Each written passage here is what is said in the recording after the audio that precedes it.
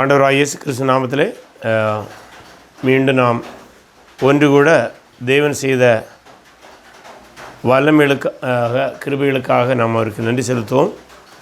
இயேசுவின் வாழ்விலிருந்து நாம் சில பாடங்களை நம்முடைய வாழ்வுக்கு படித்து வருகிறோம். அந்த விதத்தில் நாம் இன்றைக்கு மத்தேயு எழுதின சுவிசேஷம் 9 அதிகாரம் 27 தொடங்கி 34 வரை உள்ள பகுதியில் பார்வைத்திறன் அல்லது குருட்டு தன்மை உள்ள ஒரு மனிதனுக்கு ராஜாவாகிய இயேசு கொடுத்த சுகத்தை குறித்து நாம் முதலாக தியானிப்போம்.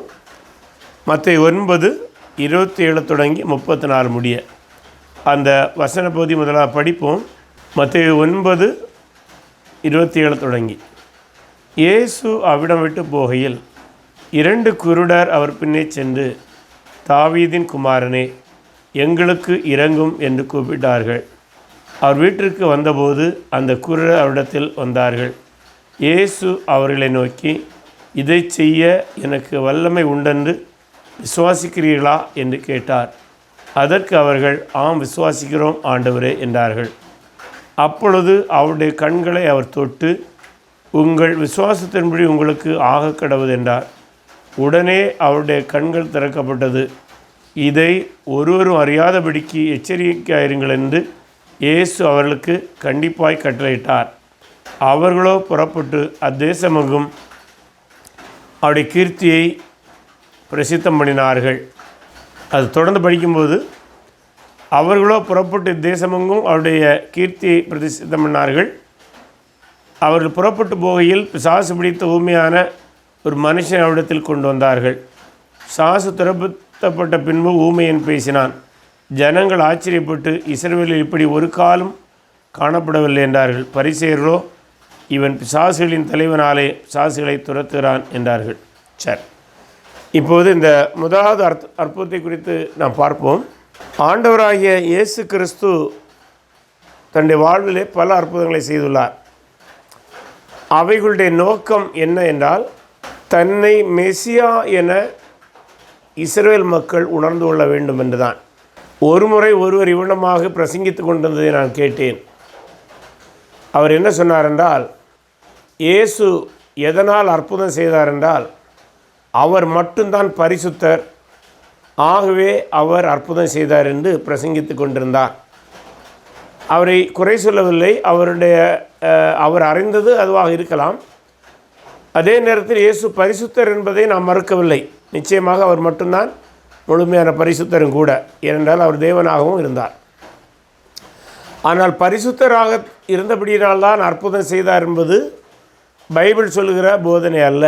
ஏனென்றால் சாதாரண மனிதர்களாக வாழ்ந்த எலியா, எலிசா, மோசே, புதிய ஏற்பாட்டில் அப்போஸ்தலர்கள், இப்படி பலர் தேவன் கொடுத்த வல்லமையினாலே அற்புதம் செய்தார்கள், அல்லது தேவனுடைய சித்தத்தின்படி அற்புதம் செய்தார்கள், அல்லது தேவன் அவர்களை கொண்டு அற்புதம் செய்ய வைத்தார். ஆனால் அவர்கள் பரிசுத்தர்கள் அல்ல. ஆகவே அற்புதம் செய்வதற்கு பரிசுத்தம் என்று விளக்கம் கொடுப்பது சரியல்ல. சரி, அப்படியானால் இயேசு ஏன் அற்புதம் செய்தார் என்றால், ஏசாயா 35 அதிகாரம் 5-6 வசனங்களை படிக்கும்போது, அதாவது ஏசாயாவிலே பல பகுதிகளிலே மேசியாவுடைய ஆட்சியின் போது அல்லது மேசியா பூமியில் இருக்கும்போது எவ்வளமாக இந்த உலகம் இருக்கும் என்பதை குறித்து பல செய்திகள் பதிவாகியுள்ளன. அதில் ஒரு செய்தி தான் ஏசாயா 35:5-6 படிக்கின்றேன். அப்பொழுது குருடரின் கண்கள் திறக்கப்பட்டு செவிடரின் செவிகள் திறவுண்டு போம். அப்பொழுது முடவன் மானை போல் குதிப்பான், ஊமையன் நாவும் கம்பீரிக்கும், வனாந்தரத்திலே தண்ணீர்களும் கடுவெளியிலே ஆறுகளும் பாய்ந்தோடும். இவ்வளமாக மேசியாவுடைய ஆட்சி அல்லது மேசியா பூமியில் இருக்கும்போது எவ்வளமாக இருக்கும் என்பதை குறித்து செய்தி இருக்கின்றது. ஆகவே ஓரளவு வேதவசன அறிவுள்ள யூதர்களுக்கு, இஸ்ரவேலர்களுக்கு மேசியா ஆட்சி எப்படி இருக்கும் என்பதை அறிவதோடு நில்லாமல், மேசியா பூமியில் இருக்கும்போது என்னதெல்லாம் செய்வார் என்று அறிந்து கொள்வார்கள். ஆகவே எசையா தீர்க்கதரிசி மற்றும் தீர்க்கதரிசி சொன்ன பல காரியங்களை இயேசு பூமியில் இருக்கும்போது செய்து காட்டிக்கொண்டே இருந்தார். எதற்காக அப்படி செய்தார் என்றால், அவர் பரிசுத்தராக இருந்ததினால் மட்டுமல்ல, அவர் தன்னை மெசியா என்று இஸ்ரவேல் மக்கள் அந்த தேசம் உணர்ந்து கொள்ள வேண்டும் என்ப நோக்கத்தில் தான் செய்தார். ஆனால் இஸ்ரவேல் தலைவர்களும் உணர்ந்து கொள்ளவில்லை, மக்களில் பெரும்பானவர்களும் உணர்ந்து கொள்ளவில்லை. இந்த நிலையில்தான் இந்த 2 குருடர்களும் நாம் படித்த மத்தேயு 9:27 அவரை நோக்கி தாவீதின் குமாரன் என்று கூப்பிட்டார்கள். இது மிக மிக முக்கியமான ஒரு வார்த்தை. ஏனென்றால் நாம் நம்முடைய தமிழர்களாக, இந்தியர்களாக அல்லது பிரதேச மக்களாக தாவீதின் குமாரன் என்றால் நாம் என்ன புரிந்து கொள்வோம் என்றால், தாவீதின் மகன் என்று புரிந்து கொள்வோம்.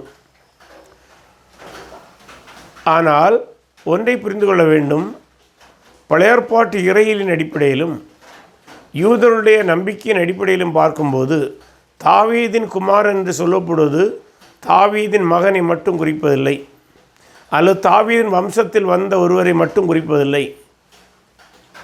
அப்படியானால் யாரை குறிக்கும் என்றால், தாவீதின் வம்சத்தில் வரப்போகிற, தாவீதின் ராஜகுலத்தில் வந்து ராஜாவாக ஆளப்போகிற மேசியாவுக்கு அவர்கள் கொடுத்த ஒரு பெயர்தான் தாவீதின் குமாரன்.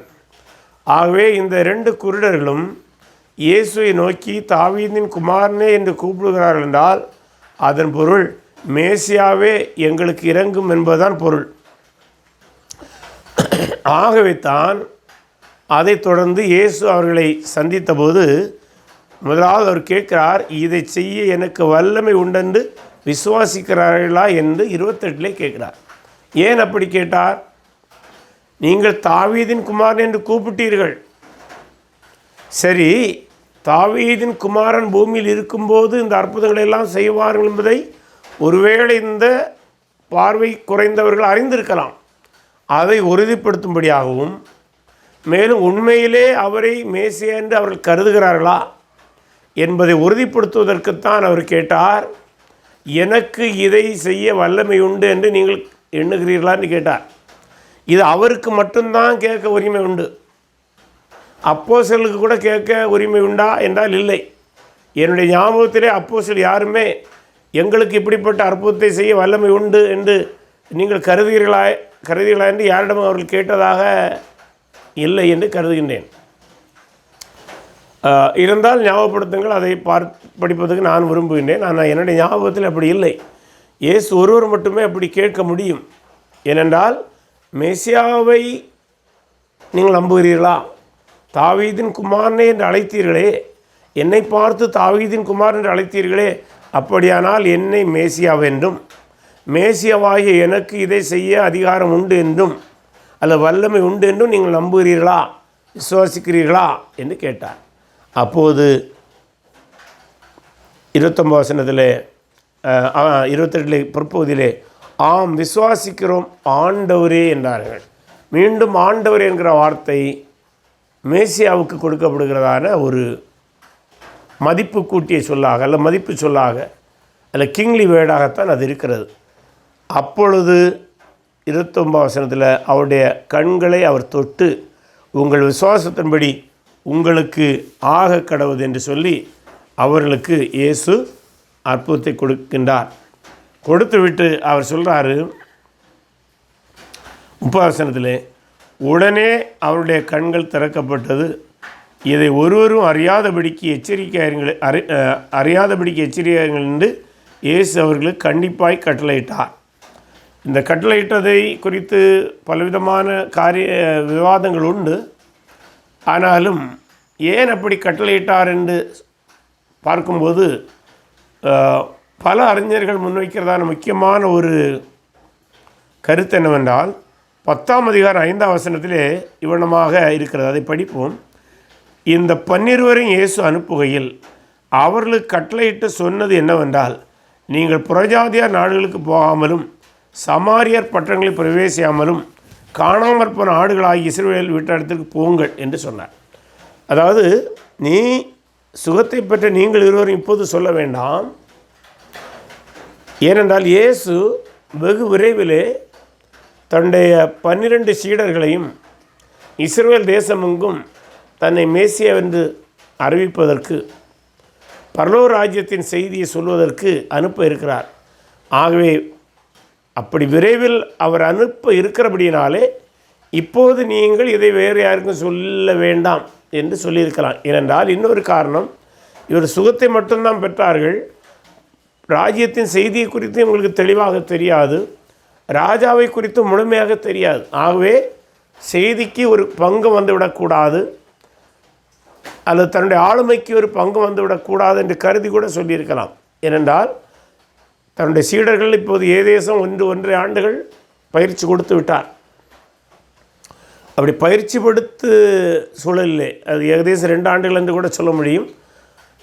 இப்படி பயிற்சி பெற்ற சீடர்களை அனுப்ப இருக்கிற சூழலிலே அதற்கு முன்பாக பயிற்சியற்ற நீங்கள் வெறும் அற்புதத்தை மட்டும் கண்டபடியினாலே நீங்கள் இப்போது போய் எதுவும் சொல்ல வேண்டாம் என்ற நோக்கத்தில் அவர் சொல்லியிருப்பார் என்று கருதப்படுகிறது. இவனமாக இயேசுடைய இந்த அற்புதத்தை அவர் செய்தை பார்க்கிறோம். இவனமாக அற்புதத்தை செய்துவிட்டு அவர் தன்னுடைய நாசரேத் ஊருக்கு வருகின்றார். அந்த நாசரேத் ஊரிலே அவர் வந்தபோது நாசரேத் ஊரார் இயேசுவை புறக்கணிக்கின்றார்கள். ஆகவே நாசரேத் ஊரார் ராஜாவை புறக்கணித்த நிகழ்வை மத்தேயு 13ஆம் அதிகாரம் 54 முதல் 58 வசனங்களும், மார்க்கு சுவிசேஷம் 6:1 முதல் 6 வசன பகுதிகளும் குறிப்பிடுகின்றன. அதில் மத்தேயு 13ஆம் அதிகாரத்திலே 54 முதல் 58 வசனத்தை நாம் படிப்போம். மத்தேயு 13:54 முதல் 58. தாம் வளர்ந்த ஊரிலே வந்து அவர்களுடைய ஜெபாலயத்தில் அவர்களுக்கு உபதேசம் பண்ணினார். அவர்கள் ஆச்சரியப்பட்டு, இவனுக்கு இந்த ஞானமும் பலத்த செயலும் எப்படி வந்தது? இவன் தச்சனுடைய குமாரன் அல்லவா? இவன் தாய் மரியாள் என்பவள் அல்லவா? யாக்கோபு, யோசே, சீமோன், யூதா என்பவர்கள் இவனுக்கு சகோதரன் அல்லவா? இவன் சகோதரர்கள் எல்லாரும் நம்மிடத்தில் இருக்கிறார்கள் அல்லவா? இப்படி இருக்க இதெல்லாம் இவனுக்கு எப்படி வந்தது என்று சொல்லி அவரை குறித்து இடரல் அடைந்தார்கள். இயேசு அவர்களை நோக்கி, தீர்க்கதரிசி ஒருவன் தன் ஊரிலும் தன் வீட்டிலேயுமன்றி வேறெங்கும் கனவீனமடையான் என்றான். அவர்களுடைய அவிசுவாசத்து நிமித்தம் அவர் அங்கே அநேக அற்புதங்களை செய்யவில்லை என்று நாம் பார்க்கின்றோம். இந்த இடத்துல இயேசு கிறிஸ்து பிறந்தது பெத்லகேம் என்று நமக்கு தெரியும். ஆனால் அவர் வளர்ந்தது நாசரேத் ஊர். நாசரேத் ஊரிலே ஏற்கனவே அவர் ஜெபாலயத்திலே பரிச்சயமானவர் தான். ஆனால் இப்போது பல்வேறு இடங்களிலே, அதாவது இப்போது என்று சொல்லும்போது அவர் ஊழியத்தை ஆரம்பித்த பின்பு பல்வேறு இடங்கள், யூதேயா, கலிலேயா, சமேரியா, கப்பர்நகூம், யோர்தான் பகுதிகள் என்று பல்வேறு பகுதிகளிலே பல மாதங்களாக அல்லது சுமார் 2 ஆண்டுகளாக ஊழியம் செய்துவிட்டு தான் வளர்ந்த ஊருக்கு வருகின்றார். ஒருவேளை மரியாளையும் தன்னுடைய சகோதரனையும் பார்க்க வேண்டும் என்று கருதியிருக்கலாம். அப்படி அங்கே வந்தபோது தன்னுடைய கிராமத்தில் அல்லது தன்னுடைய பட்டணத்தில் இருந்த ஜெப ஆலயத்துக்கு அங்கே போகிறார்.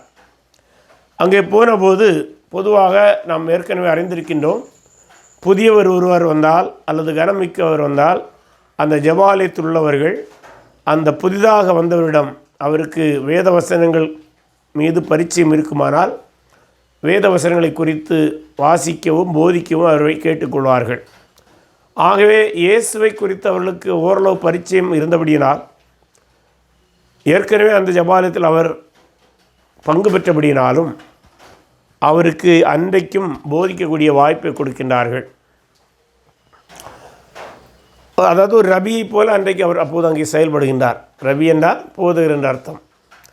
அப்படி அவருடைய போதனைகள் எல்லாம் கேட்டுக்கொண்டிருந்த மக்கள் ஆச்சரியப்படுகிறார்கள். ஆச்சரியப்பட்டு அவருடைய வாயிலிருந்து 4 விதமான கேள்விகள் வருகின்றன. 1, இவன் தச்சன் அல்லவா? 2வது, மரியாளுடைய குமாரன் அல்லவா? யாக்கோபு, யோசே, யூதா, சீமோன் என்பவர்களுக்கு சகோதரன் அல்லவா?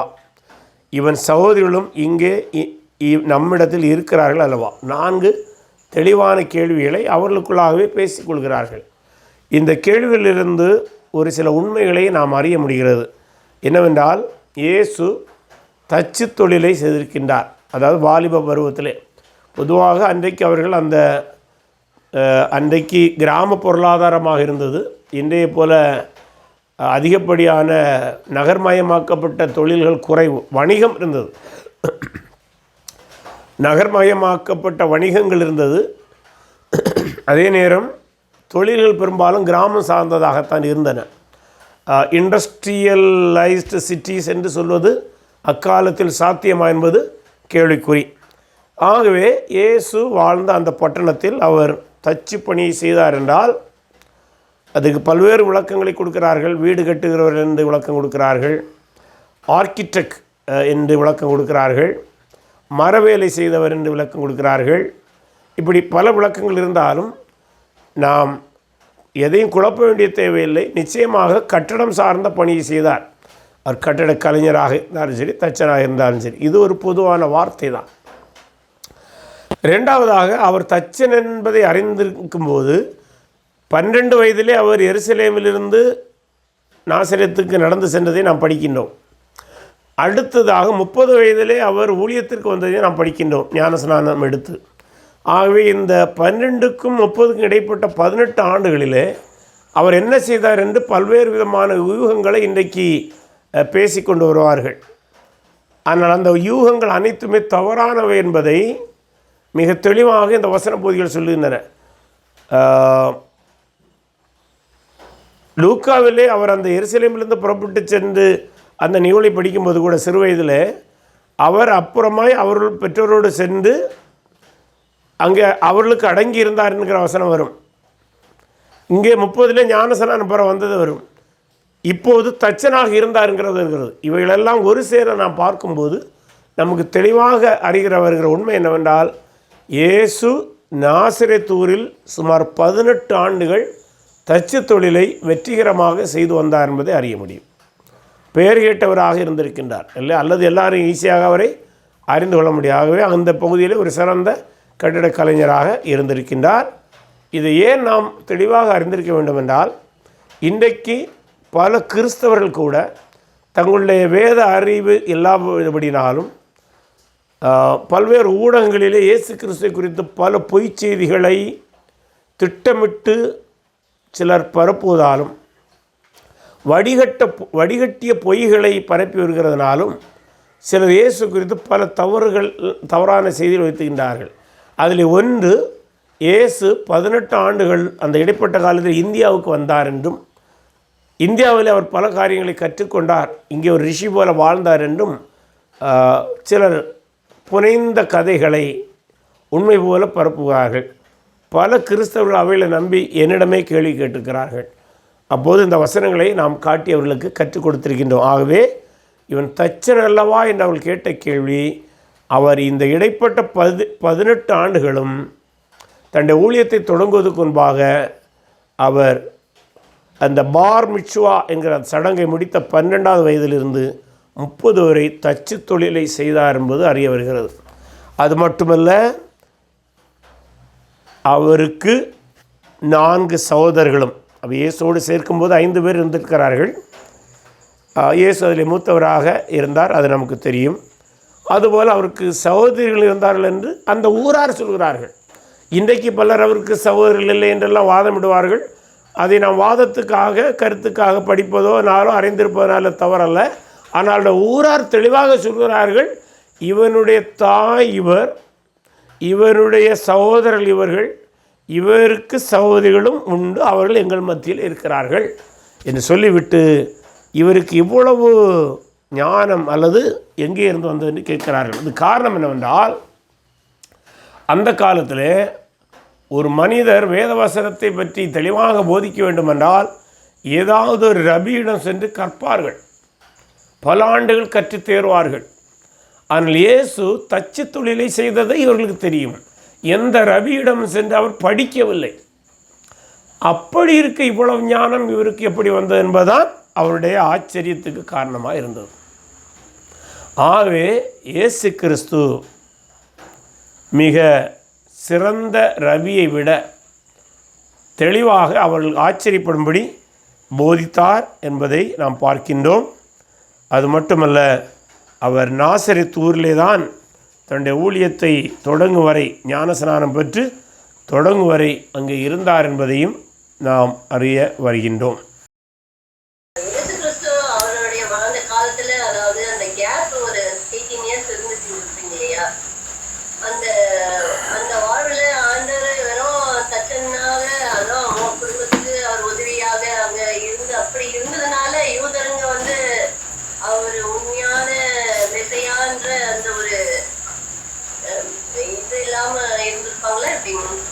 இல்லை, அதுதான் உண்மை.